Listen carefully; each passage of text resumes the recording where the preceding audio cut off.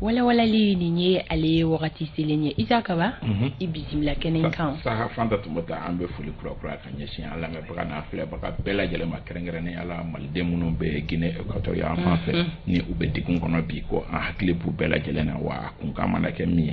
ambe dana ya mo nyini mi se ka a tien re fa na kala temeni jamu kan kono ko an ngani ya ma yebe kata o yorola e ka kla ka segin mi fora kumala ni be jamana kono minte ifa jamana ka se ka kan kuma jukute ikanka sharia muno ni obe o jamana sharia o kofo ikanko sharia o bunya ni yo sharia o bunya ni ye tanteme wale taki segere ka jamana ba jo ikokoro amba nyini malde muno be no seben fura muno ni fem muno fora o jija ka seben fura nyini kuta o buka sigi no yoma wa ni seben fura resonance soro liga gele ni wakati minga gele yiki yere do berala ka tani ka segi no ya doni wala sa wakati mina abse ka no ya ikateme ni ka chiuye parce que wali jamana de do joni jala kite mo ni nyogonche mo mun bu fa jamana ka kuma te tukono jamana no ko ka gelen kosobe fen do be auna o te olula ango tia fo nyoyana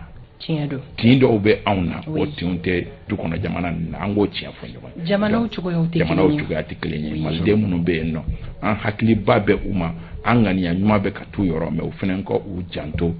u yerela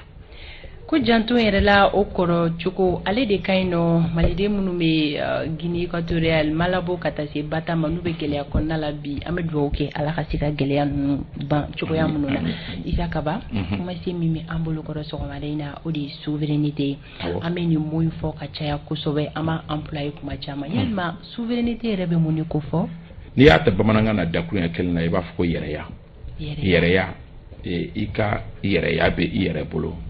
ite mo ka minan kono to ba fotento la souveraineté est la qualité de l'état de n'être obligé ou déterminé que par sa propre volonté yere de be fin o fin ni kanga ke mo shiti wajibi aka donda fe dami mandi ni yere ba do ko foko an jamana de an ni jamana de an hakli naye ambetan ni sirade mo kana soro ka foko aide na utarando siraye o mai au ma aytani ni de nga souveraineté de oye ika yere ka seka ika hakinauta yere mo ka ni wajibi aka don sirafe sira mi ni oti ni kan siraye ubikla ka fotukuni ko un pays est souverain lorsqu'il n'est subordonné à aucun autre une capacité d'entrer en relation avec d'autres états ko ika yere ya be iyamaria mo shika ni wajibia kibla ayre ka minan kono an be fe ka doni ni kulen kono koma aw ni an be nyogon fe an be ka je ka do nyogon fe ni amanda wo ka do kulu kono aw te do kulu kono parce que aw ka souveraineté ba obulo wa ni akadi aw de feneni ka foko bon tien do an ni aw ye teriye nga an be fe ani karsa wo fenanga ke teriye wo be de be yere ya minan kono yere ya mina fa ma ko souveraineté. D'accord, isakawa anga suwantili dun sira ama bito madaina kunjumene kama kumi kama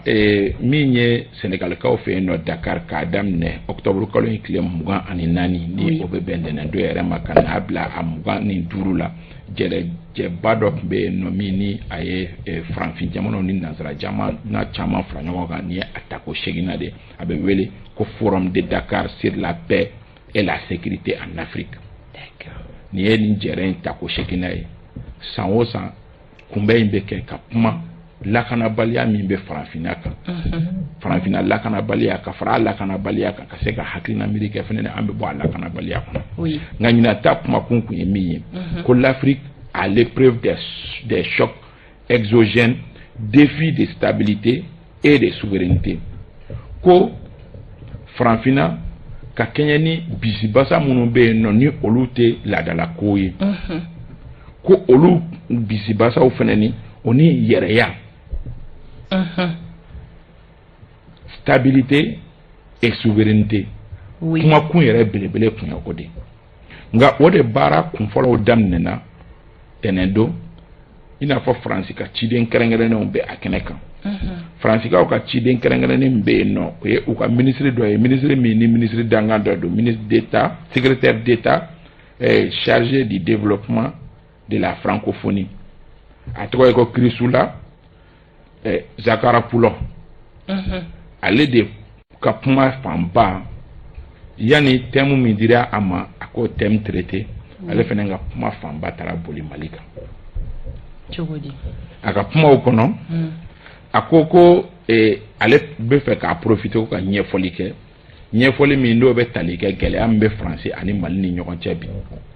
ko in ka nɔgɔn ko in ko n'i y'a ye olu y'u bolo bɔ Mali bolo France de ko don ko a kun tɛ dɔwɛrɛ ye ko Mali bɛ hukumu min kɔnɔ bi ko Mali marabagaw k'olu bɛ yɛrɛ ɲini kɛlɛ de la ko u bɛ k'a ɲini u yɛrɛ bɛ tintin cogo min fanga la walasa u ka se ka waati caman kɛ fanga damu na k'u b'o yɛrɛ ɲini la ko n'o tɛ k'u tɛ jamana ko la un régime militaire qui a relégué au second plan la lutte contre le terrorisme au profit de sa propre sécurité face à des autorités qui ont décidé de privilégier leur propre survie politique au détriment de la lutte contre le terrorisme. Les conditions politiques n'étaient plus réunies pour que la France continue de travailler aux côtés des forces armées maliennes. Ko Mali bɛ ka mara maa minnu fɛ bibi na ko olu jɔrɔna ko fanba ye u yɛrɛ bɛ se k'u tintin ka to fanga la hukumu jumɛn kɔnɔ u bɛ fɛɛrɛ jumɛn kɛ walasa u ka to fanga la walasa u ka fanga damuw da ko k'u kɛlen don ka jatigɛ wale kɛlɛ yɛrɛ k'o kɛ bolo kɔfɛ fɛn ye k'a kɛ i b'a fɔ ko o yɛrɛ sen tɛ u ka objectif la ko ni ko b'o cogoya la ten tɔ ko politiquement olu Faransi ni mɔgɔ minnu b'o hukumu kɔnɔ ni u bɛ fanga nɔfɛ kɛlɛ de la walasa k'u yɛrɛ tintin ko Faransi tɛ se ka tɛmɛ ni baara ye o tigiw fɛ k'o de kama k'olu y'o kɔ don k'o de digilen don Mali mara ɲɛmɔgɔw la ni diɲɛ don o don u bɛ wowo ci la olu la o ye Fransikaw ka secrétaire d'État chargé du développement et de la francophonie ni a tɔgɔ ye ko Christina Zakarapulo. Oui. Il y a a kumakan yɛrɛ mɛn a ka tubabukan jɛlen tɛ ten kosɛbɛ. D'accord. Ale y'o fɔ ntɛnɛn don. Talata don mardi kunu. Ablaye Diop fana ye micro sɔrɔ. Ablaye Diop tun kan ka kuma min kan parce que bɛn n'i ka thème don. Ablaye Diop tun kan ka kuma min kan o ye crise globale et souveraineté en Afrique. Ko n'i ye bisibasa fɛn fɛn bɛ an ka farafin jamana ninnu kan ani an ka yɛrɛya k'u bɛ ɲɔgɔn sɔrɔ cogo di. Ablaye Diop ni mɔgɔ caman de tun b'o panel la. I n'a fɔ mɔgɔ dɔ fɔ kɔnna Ablaye Diop y'o kuma dɔ fɔ Ablaye Diop fana ma sɔn ka don kuma kɔnɔ tant que n'a ma dɔɔni fɔ o la. Ablaye Diop fana ye jaabiw di. A ko Fransi ka ciden kɛrɛnkɛrɛnnen bɔra yan kunu k'a ye kuma minnu fɔ ko c'est une grande opération de relations publiques mais qui manque de sincérité k'a ye kuma minnu fɔ ko kuma ninnu fɔɲani a fɔcogo ni cɛ ka ɲi ko n'i y'a mɛn i b'a fɔ mɔgɔ minnu ni olu bɛ kuma lase u ka communicateurs ka mankutu fɔ kɛ ko n'i ye a kuma bila o hukumu kɔnɔ ko kuma cɛɲumanba don n'i y'a mɛn dɔrɔn a bɛ kimiri ka ko jalaki ko ja Mali yɛrɛ bɛ nin bɛɛ la ko mais ko kuma ninnu kɔnɔ ko jɔsen tɛ o la ko n'i ye a ta politique banku kan c'était du politiquement correct à entendre mais c'est très loin de la réalité ko n'i ye kuma ninnu jateminɛ k'a fɔ cogo ni cɛ ka ɲi politique banku kan k'a fɔ cogo ni ko mais k'a ni tiɲɛ cɛ ka jan i ko jɛgɛ jalan ni baji n bɛ ka Ablaye Diop ka kumaw de fɔ. Ablaye Diop ko Faransi ministre ko Mali mara ɲɛmɔgɔw bɛ u yɛrɛ tintin yɔrɔ de ɲini walasa u ka mɛn fanga la ko u bɛ leur survie walasa u ka mɛn fanga la ko mais k'a ɲinana min kɔ ko Mali mara ɲɛmɔgɔw tɛ u yɛrɛ tintin yɔrɔ ɲini ko Mali mara ɲɛmɔgɔw bɛ Mali yɛrɛ de tintin yɔrɔ ɲini walasa a ka to nin na la survie du Mali ko Mali yɛrɛ ka se ka to nin na ko Mali mara ɲɛmɔgɔw b'o kɛlɛ de la bi ko a ye min fɔ k'a fɔ ko u b'u yɛrɛ tintin yɔrɔ ɲini ko n'i ye yan jateminɛ ko sanga ni mandiya min yɛrɛ bɛ Mali mara ɲɛmɔgɔw la bi k'o dogolen tɛ mɔgɔ si la. Le régime qui a une telle assise populaire ne s'inquiète pas pour sa survie. ko mandiya ni sara min bɛ Mali mara ɲɛmɔgɔw la Mali kɔnɔ ani Mali kɔ kan bi bi in na ko olu tɛ se ka jɔrɔ ni u yɛrɛ toli ye fanga la ko mais k'u bɛ ka jɔrɔ min na ko o ye Mali yɛrɛ bɛ to nin na cogo di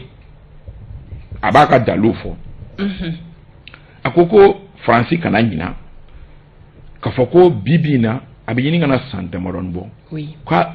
ni janto ni Mali tun bɛ jɔ a jɔyɔrɔ la Mali yɛrɛ de tun tɛna kɛ yen bilen d'accord ko Faransi ka ɲinana min kɔ que la France, à la tête d'une organisation internationale, a intervenu en Libye pour une opération dont on ne sait pas jusqu'aujourd'hui l'objectif. Que France ni jamana caman la ɲɔgɔn kan diɲɛ bangun tɔgɔ la ko ka taa kɛlɛ dɔ kɛ Libikaw fɛ yen nɔ hali bi bi in na ko kun jɔnjɔn ma dɔn kɛlɛ in na ko o kɛlɛ ko yalima u y'u sigi k'u miiri o kɛlɛ a kɔlɔlɔ kɛra min ye wa est-ce que u ye a lajɛ n'u tun b'a dɔn kɛlɛ in bɛ ka taa cogo min ko bi bi in na o kɛlɛ de kɛlen don ka farafinna bɛɛ ɲagami ko munna don min u bɛ kɛlɛ in décision ta u m'u miiri k'a fɔ ko nin bɛ se ka kɛ sababu ye ka bisi basala na farafinna bankun bɛɛ lajɛlen kan qu'est-ce qui a été fait pour gérer la survie le service après vente et éviter qu'une opération étrangère ne finisse par la déstabilisation de l'ensemble de la région. D'accord. La survie dont elle parle est la survie de notre État et non d'un régime. Donc, on va y aller à la kafo. Ambe nina toli mi kuma la ko mara ɲɛmɔgɔw tɛ k'a ɲini u ka to nina dɛ ko mara ɲɛmɔgɔw bɛ k'a ɲini jamana yɛrɛ de ka to nina ko a ko fana ni ka bɔ kuma la ko muso ko Faransi tɛ i yɛrɛ bila an ka farafin jamanaw ka ko ni Faransi nana dɛmɛ don i ma ko Faransi t'a yɛrɛ kɛ a substitut ye k'a yɛrɛ bila i ka kɛlɛcɛw place la walasa k'i ka baara kɛ Abdoulaye Diop ko k'a filila o kuma fana na ko k'a sababu kɛ ko wagati min ko Faransi nana k'a bɛna dɛmɛ don Mali ma a n'a ka kɛlɛcɛw ko ɲɔgɔn fɛ k'u ye Gawo labila ka jatigɛwalekɛlaw gɛn ka bɔ Gawo ka jatigɛwalekɛlaw gɛn ka bɔ Tombouctou ko nka ko kilomɛtiri 50 yanni an ka se Kidal k'u y'u jɔ yen nɔ ko Mali armée tɛ don ko o don fo bi ko ɲina ye a san 10 ye ko ɲina ye a san 10 ye ko Mali tɛ Kidal i b'a fɔ a kan ka kɛ cogo i b'a fɔ k'a fɔ ko Kidal tɛ Mali jamana dɔ ye ko ye jɔn dɔ ye ko est-ce que Faransi ma i substituer Mali armée ma ko k'a sɔrɔ ko Mali armée ani Mali État ka taa don Kidal k'o ye Mali ka souveraineté dɔ de a ka yɛrɛya dɔ de don ko mais ko Faransi kelen don k'i sen tinti o kan a bɛ ɲini ka na san 10 bɔ ko yɛrɛ bɛɛ ka bɔ yen nɔ ko Mali ye yɛrɛ ye jamana ye ko mais ko Faransi ye a teriw sugandi Mali la ko Faransi ni Banbanciw ani jatigɛwalekɛla tɛ kelen ye mɔgɔ minnu ye marifa ta u ka jamana tila ko Faransi ni olu b'u yanba u bɛ njɛgɛ dɔn anw ka jamana kɔnɔ ko mɔgɔ ma fɛn f'u ɲɛna ko la France a choisi ses amis au Mali et à peu près 10 ans on est dans cette situation. L'armée française a stoppé l'armée malienne. 10 ans après, l'armée malienne et l'État malien ne sont pas présents à Kidal comme on le souhaite. La France travaille avec des groupes rebelles. Elle a choisi ses amis. Nous payons Abdoulaye Diop ka kuma ou ye kuma munu ni ou Josemba ou ye Yereya kuma ou ye Fanta Tomota. D'accord. Isa kaba nunu fene tena ke gɛlɛya kuraw ye ani Faransi ni ɲɔgɔn cɛla la ko kura Omar ko ita k'i ka ɲininkali dɔw sanfɛ o waati korona ye min fɔ o ɲininkali kelen de ni kɔni a b'i n'a fɔ nin bi Mali ni Faransi cɛla gɛlɛyaw ma ban nka ne bɛ se ka min fara kan bi nin bɛ se ka kɛ kalo 7 ye Faransi bɔra Kidal la an dun b'a ye i y'a fɔ cogo min na Mali tɛ Kidal ten kosɛbɛ halisa o de bɛ k'a bali